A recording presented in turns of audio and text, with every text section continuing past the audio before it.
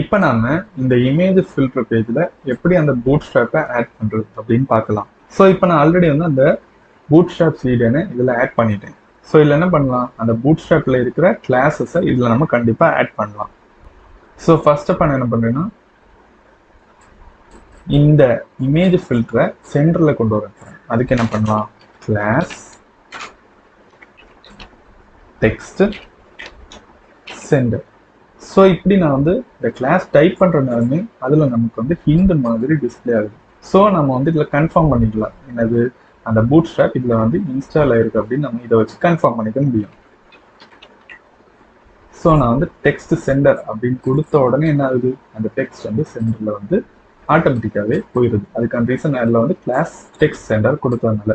இதுதான் இந்த பூட்ஸ்ட்ராப்போட main advantage. நாம வந்து அதில் சிஎஸ்எஸ்ல போயிட்டு தனியாக இந்த மாதிரி ஒரு செலக்டர் போட்டு அந்த டெக்ஸ்ட் அலைன் சென்டர் கொடுக்கறதுக்கு பதிலாக இதில் நாம இந்த மாதிரி கிளாஸ் கொடுத்தாலே அது என்ன ஆகும், கரெக்டாக சென்டரில் போய் இந்த மாதிரி டிஸ்பிளே ஆகும். நெக்ஸ்ட் நான் என்ன பண்ணுறேன்னா, நமக்கு இந்த இமேஜ் ஃபில்டருக்கு டாப் லைன் பாட்டம் லைன் கொஞ்சம் கேப் தேவைப்படுது. அதுக்கு நம்ம மார்ஜின் டாப் மார்ஜின் பாட்டம் சிஎஸ்எஸ்ல யூஸ் பண்ணுவோம். அதை நம்ம பூட்ஸ்ட்ராப்ல எப்படி போடலாம்னா, மார்ஜின் டாப் 3. ஸோ இப்போ நான் மார்ஜின் டாப் 3 கொடுத்த உடனே என்ன ஆகுது, டாப்ல இருந்து இந்த இமேஜ் ஃபில்டர்ல கொஞ்சம் ஸ்பேஸ் வந்து டிஸ்பிளே ஆகுது. அதே மாதிரி நம்ம மார்ஜின் பாட்டம் 5 கொடுக்கணும். மார்ஜின் பாட்டம் 5 கொடுத்தோடனே இந்த இமேஜ் ஃபில்டருக்கு கீழே வந்து கொஞ்சம் ஸ்பேஸ் வந்து கிரியேட் ஆகுது. ஸோ இதுதான் நம்ம வந்து பூட்ஸ்ட்ராப் யூஸ் பண்ணி margin top margin bottom create பண்ணுறது. இப்படி தான் நம்ம பண்ணுவோம். நெக்ஸ்ட் இதில் இந்த பட்டன்ஸ் எல்லாமே எப்படி இருக்குன்னு பார்த்தீங்கன்னா, இந்த மாதிரி ஆர்டர் கீழே கீழே இருக்கு. ஸோ இது நம்ம வந்து இதில் இப்போ நீங்கள் பார்த்தீங்கன்னா, இந்த டிவ் வந்து நான் கிளாஸ் கண்டெய்னர்னு கொடுத்துருக்கேன்.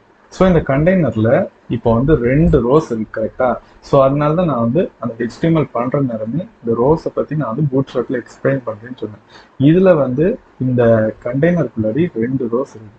ஸோ இந்த 2 ரோஸும் எப்படி இருக்கும்னா கிரிட் டிஸ்பிளேவாக இருக்கும். ஸோ இப்போ நான் வந்து இதில் ரோ கொடுத்துட்டு இந்த டிவ்க்கு நான் வந்து காலம் லார்ஜ் 4 அப்படின்னு கொடுத்தீங்கன்னா, சரி கிளாஸ் மறந்துட்டேன். ஸோ எல்லாமே சேம் கிளாஸாக தான் இருக்கும். ஸோ இப்போ நம்ம எல்லா அவுட்புட்ல பார்க்குற நேரமே தெரியுது, இதில் நான் வந்து காலம் லார்ஜ் 4ன்னு கொடுத்ததுனால இந்த மாதிரி பட்டன்ஸ் ஆட்டோமேட்டிக்காகவே டிஸ்பிளே ஆகும் கரெக்டா. ஸோ இப்போ நான் வந்து இதில் ரோ கொடுத்துருக்கேன். இப்போ கிரிட்டை பொறுத்தவரை ஒரு சைடுக்கு இந்த ஒரு சைடை பொறுத்தவரை மொத்தம் எத்தனை இருக்கும் அப்படின்னா 12 காலம்ஸாக ஸ்பிளிட் ஆகும். ஸோ வந்து 12 காலம்ஸ் ஸ்பிளிட் ஆகுதா. ஸோ இதில் நான் என்ன கொடுத்துருக்கேன், காலம் லார்ஜ் 4 கொடுத்துருக்கேன். அப்போ 4 4 4 4 + 4 + 4 எத்தனை 12. ஸோ அதனால தான் இது வந்து கரெக்டாக இந்த 3 வந்து இந்த மாதிரி ஹாரிசாண்டலில் நீட்டாக டிஸ்பிளே ஆகுது. ஸோ இதே மாதிரி நான் என்ன பண்ணுறேன், இந்த கிளாஸை கொண்டு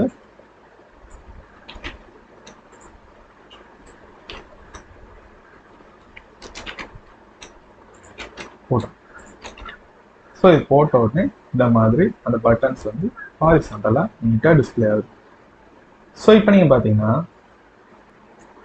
அது லார்ஜ் ஸ்க்ரீனில் மட்டும்தான் நான் என்ன கொடுத்தேன், எனக்கு வந்து 4 4 வேணும் அப்படின்னா லார்ஜ் ஸ்க்ரீனில் மட்டும்தான் கொடுத்துருக்கேன். பட் அந்த லார்ஜ் ஸ்க்ரீன்ல இருந்து கீழே மீடியம் ஸ்க்ரீன் இல்லைன்னா ஸ்மால் ஸ்க்ரீன் போன உடனே என்ன ஆகுது, ஃபர்ஸ்ட் இருந்த மாதிரியே டிஸ்பிளே ஆகுது பார்த்தீங்களா. ஸோ அதை கரெக்ட் பண்ணுறதுக்கு நம்ம என்ன பண்ணலாம், மீடியம் ஸ்க்ரீனுக்கு போடலாம் கரெக்டாக. ஸோ நான் மீடியம் ஸ்க்ரீனுக்கு 6 கொடுக்குறேன். 6னா எத்தனை வரும், ஒரு சைடுக்கு ஒரு செக்ஷனுக்கு வெறும் 2 எலமெண்ட் மட்டும்தான் இருக்க முடியும் கரெக்டா. ஸோ நான் இதில் என்ன பண்ணுறேன், 6 6ன்னு கொடுக்குறேன் பார்த்தீங்களா. இப்போ கரெக்டாக என்ன ஆகுது, 2 எலமெண்ட்ஸ் மட்டும்தான் இருக்கு. ஸோ நான் இப்போ இதுலேயே நான் வந்து 6 கொடுத்தேன் அப்படின்னா அது சேஞ்ச் ஆகாது. ஏன்னா இதில் வந்து 2 எலமெண்ட்ஸ் வந்துடுச்சு. 2 எலமெண்ட்ஸ் வந்ததுனால அதுக்கு பிறகு மேலே அங்கே ஸ்பேஸ் இல்லை. ஸோ இந்த ஹாரர் வந்து இங்கே போகாது, கீழே தான் இருக்கும். புரியுதா. ஸோ நெக்ஸ்ட் நான் என்ன பண்ணுறேன், மியூசிக்கும் அதே மாதிரி மீடியம் ஸ்க்ரீனில் எனக்கு வந்து 6 இருக்கும். பட் நான் வந்து லார்ஜ் ஸ்க்ரீன் போயிட்டேன் அப்படின்னா நார்மலாக இந்த 4 தான் இருக்கும். மீடியம் ஸ்க்ரீன் போனோடனே என்ன ஆகுது, இந்த மாதிரி 2 டிஸ்பிளே ஆகிற மாதிரி நான் இதில் வந்து என்ன பண்ணியிருக்கேன், கிளாஸ் கொடுத்துருக்கேன். இப்போ என்னன்னு பார்த்தீங்கன்னா, இந்த பூட்ஸ்ட்ராப் யூஸ் பண்ணி நம்ம ஈஸியாக இந்த வெப்சைட்டை என்ன பண்ணிட்டோம், ரெஸ்பான்சிவாக சேஞ்ச் பண்ண முடியுது பார்த்தீங்களா. நெக்ஸ்ட் நமக்கு இந்த காலம் ஸ்மால் ஸ்க்ரீன் போன உடனே என்ன ஆகணும், எல்லாமே சிங்கிள் லைனில் டிஸ்பிளே ஆகும் கரெக்டாக. ஸோ நம்ம என்ன பண்ணலாம், அந்த மாதிரி கொடுத்துருக்கலாம். ஸ்மால் ஸ்க்ரீன் வந்தோடனே என்ன ஆகணும், எல்லாமே நெக்ஸ்ட் லைனில் டிஸ்பிளே ஆகும். நெக்ஸ்ட் நமக்கு இந்த பட்டன்ஸுக்கு கீழே கொஞ்சம் ஸ்பேஸ் வேணும். அதுக்கு என்ன பண்ணலாம், மார்ஜின் பாட்டம் கொடுக்கலாம் கரெக்டா. So margin bottom 4. இந்த பூட்ஸ்ட்ராப்பை பொறுத்தவரை margin top, margin bottom, padding top, padding bottom எதுவாக இருந்தாலும் அந்த ஸ்பேசிங் வந்து 5 வரதான் அக்செப்ட் பண்ணும். இப்போ பாருங்களேன், 5 கரெக்டா. இதே நான் வந்து 6 கொடுத்தேன் அப்படின்னா ரன் ஆகாது. 5 வரதான் மேக்ஸிமம் வேல்யூ, அது வரதான் அதை அக்செப்ட் பண்ணும். புரியுதா. நெக்ஸ்ட் நான் என்ன பண்ணுறேன், மார்ஜின் பாட்டம் 5. நமக்கு மார்ஜின் பாட்டம் 5 தேவையில்லை, 4. நான் 5 கொடுத்தேன் அப்படின்னா இந்த ஸ்பேஸ் அதிகமாக இருக்கும். ஸோ அதனால நான் வந்து 4 கொடுக்குறேன். மீடியம் 4, 4, 4, 4. நெக்ஸ்ட் இதில் நம்ம இந்த பட்டன்ஸ் வந்து 100% வித் எடுத்தா அப்படின்னா அது வந்து நீட்டாக இருக்கும். ஸோ அதனால நம்ம என்ன பண்ணலாம், இல்லை இந்த பட்டன் டேக்கு போயிட்டு கிளாஸ் W100 கொடுக்கலாம். இது கொடுத்தோன்னு நீங்களே பார்த்தாலே தெரியும், இதில் வந்து அந்த பட்டன் வந்து 100% டிஸ்பிளே ஆகுது. ஸோ இதை நம்ம எல்லா பட்டன்ஸ்லையும் கொடுத்துக்கலாம். Class okay.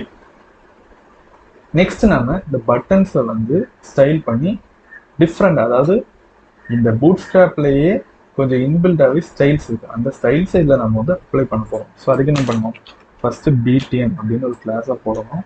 நெக்ஸ்ட் அதை போட்டுட்டு BTN, இதில் நிறைய கிளாஸஸ் உள்ளவே இன்பில்டாகவே இருக்குது பட்டன்ஸுக்கு வேண்டி. அதாவது ஒவ்வொரு கிளாஸுமே ஒவ்வொரு கலர் இருக்கும். ப்ரைமரிக்கு ப்ளூ கலர், செகண்டரிக்கு கிரே கலர், டேஞ்சருக்கு ரெட் கலர், நெக்ஸ்ட் வார்னிங்க்கு எல்லோ கலர், இந்த மாதிரி நிறைய கலர்ஸ் இருக்கும். நான் இதில் என்ன பண்ணுறேன், பட்டன் அவுட்லைன் லைட் அப்படின்னு கொடுக்குறேன். ஸோ இது கொடுத்தோடனே இந்த மாதிரி பட்டன் வந்து சேஞ்ச் ஆகுது. அதே மாதிரி இதுக்கு நான் வந்து எல்லோ கலர் கொடுக்குறேன், பட்டன் அவுட்லைன். ஸோ இது நான் வந்து ஒயிட் கலர் கொடுத்துருக்கேன், இது வந்து எல்லோ கலர் கொடுத்துருக்கேன். ஹாரருக்கு பிளாக் கலர் கொடுக்கலாம். BTN outline secondary. மியூசிக்கு நாம BTN அவுட்லைன் இன்ஃபோ. நேச்சருக்கு கிரீன் கலர் கொடுக்கலாம், BTN outline success. Green colour, blue colour, black colour, yellow colour, இது ஒயிட் கலர்.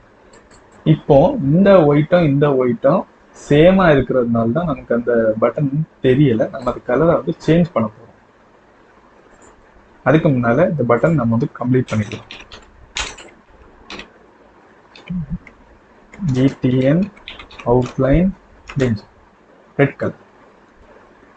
நெக்ஸ்ட் நம்ம இமேஜ் செக்ஷனுக்கு மார்ஜின் டாப் 4 கொடுக்கணும். இது கொடுத்தோடனே கொஞ்சம் கேப் வரும். இப்போதைக்கு நம்ம இதில் வந்து இமேஜஸ் ஆட் பண்ணலை. ஏன் அப்படின்னா நம்ம அந்த ஜாவாஸ்கிரிப்ட் செக்ஷனில் தான் இமேஜஸை வந்து வேற ஒரு இடத்துல வந்து நம்ம வந்து data.js அப்படின்னு ஒரு ஃபைல் கிரியேட் பண்ணி அந்த ஃபைல்லேருந்து app.jsக்கு கொண்டு வந்து அங்கிருந்தா HTMLக்கு கொண்டு வரப்போம். ஸோ இதில் நான் என்ன பண்ணியிருக்கேன், இந்த டிவோ வந்து இப்போதைக்கு பிளாங்காக விட்டுருக்கேன். அதை நம்ம வந்து ஜாவாஸ்கிரிப்டில் தான் பார்க்க போகிறோம். நெக்ஸ்ட் நம்ம இந்த ஃபூட்டர் சைடை வந்து ஸ்டைல் பண்ண போகிறோம். ஃபர்ஸ்ட் நான் இதில் வந்து EX0 கொடுக்குறேன். இது எதுக்கு கொடுக்குறேன்னா இதில் வந்து கண்டிப்பாக பேடிங் வந்து கொஞ்சம் இருக்கும், டிஃபால்ட்டாகவே கொஞ்சம் பேடிங் இருக்கும். நம்ம அதை வந்து கரெக்ட் பண்ணுறதுக்காக தான் என்ன பண்ணுவோம், CSSல வந்து யூனிவர்சல் செலக்டர் போட்டு மார்ஜின் 0 பேடிங் 0 கொடுக்கும். பட் நான் இதில் CSSஐ யூஸ் பண்ணல. அந்த ரீசனுக்காக ஃபர்ஸ்டே நான் என்ன பண்ணுறேன், PX 0 கொடுக்குறேன். அதாவது பேடிங் இந்த எக்ஸ் ஆக்சஸ் 0. நெக்ஸ்ட் நான் இதுக்கு காலம் லார்ஜ் ஸ்கிரீன் 10 கொடுக்குறேன். ஸோ இப்போ நம்ம லார்ஜ் ஸ்கிரீன் போகிற நேரம் அது வந்து கரெக்டாக 10 வரைக்கும் தான் எடுக்குது. இப்போ நான் இல்லை 12 கொடுத்தேன் அப்படின்னா ஃபுல்லாக லாஸ்ட் வரைக்குமே அது என்ன பண்ணிக்கும் எடுத்துக்கணும். நீங்களே பாருங்களா, பார்த்தீங்களா, இந்த எண்டு வரை என்ன ஆகுது, அது வந்து கேப்சர் ஆகுது. நமக்கு 10 வரை போகும். ஸோ நான் இதில் வந்து காலம் லார்ஜ் 10 கொடுத்துருக்கேன். ஸோ இந்த மெயின் கண்டெய்னரையும் நம்ம என்ன பண்ணணும், காலம் லார்ஜ் 10 கொடுக்கணும். ஸோ இப்படி கொடுக்குற நேரம் இந்த இமேஜ் ஃபில்டர் பேஜ் வந்து 10 வரைக்கும், அதாவது காலம் 10 வரைக்கும் தான் என்ன ஆகும், டிஸ்பிளே ஆகும். அதுக்கு பிறகு அது வராது. இப்போ நம்ம 12 கொடுத்தோம் அப்படின்னா இந்த எண்டு வரைக்கும் டிஸ்பிளே ஆகும். ஸோ 10 வரைக்கும் நமக்கு வந்து போதும். அதனால நான் 10 வரை கொடுத்துருக்கேன். நெக்ஸ்ட் நம்ம இந்த மெயின் கண்டெய்னருக்கு ஒரு கலர் கொடுக்கலாம். ஸோ அதுக்கு நான் என்ன பண்ணுறேன், இன்லைன் சிஎஸ்எஸ் யூஸ் பண்ணுறேன். இந்த இமேஜ் ஃபில்டர் பேஜ்லேயே இந்த ஒரு லைன் மட்டும்தான் நம்ம சொந்தமாக கொடுக்க போகிற அந்த சிஎஸ்எஸ். வேற எல்லாமே பூட்ஸ்ட்ராப் தான். RGB of 209